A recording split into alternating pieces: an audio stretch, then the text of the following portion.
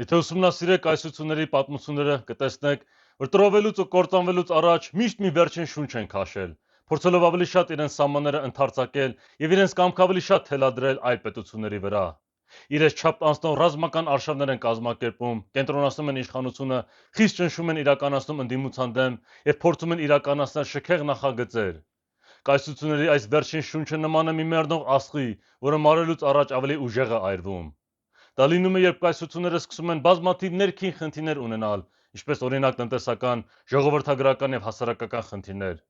Այդ ներքին խնդիրների պատճառով կորցնում են իրենց վստահությունը իրենց սեփական ուժերի, ինչպես նաեւ իրենց ապագայի նկատմամբ, որի արդյունքում դիմում են արտառոց քայլերի, որպեսզի իբր վերականգնվեն։ Չեն կարողանում ներքին խնդիրների համար լուծումներ գտնել, դրա համար սկսում են լուծումներ փնտրել դրսում։ Դա նման է մի մեծ էգո ունեցող մարդու, ով իրականում ինքնավստահության եւ հոգեբանական խնդիրներ ունի, բայց փորձում է արտաքին արարքներով ու մեծ խոսելով ինքնահաստատվել։ Եվ ահա Ամերիկայի Միացյալ Նահանգների եւ Ռուսաստանի Ֆեդերացիայի, ինչպես նաեւ Չինաստանի վերջին մի քանի տարվա քայլերը ոչ այլ ինչ են, եթե ոչ իրենց մեռնող կայսրությունների վերջին շունչը։ Կրեմլը Արցախը դավաճանելուց հետո սկսեց պատերազմ Ուկրաինայում, որպեսզի հետ բերի իր սովետական սահմանների կարևոր նշանակություն ունեցող մասերը։ Իսկ Վաշինգտոնն էլ Թրամփի օրոք ուզում է Ամերիկան կրկին հզոր դարձնել կարգախոսով գրավել Գրենլանդիան եւ ինչու՞ չէ, նաեւ Կենտրոնական Ամերիկան ու Կանադան։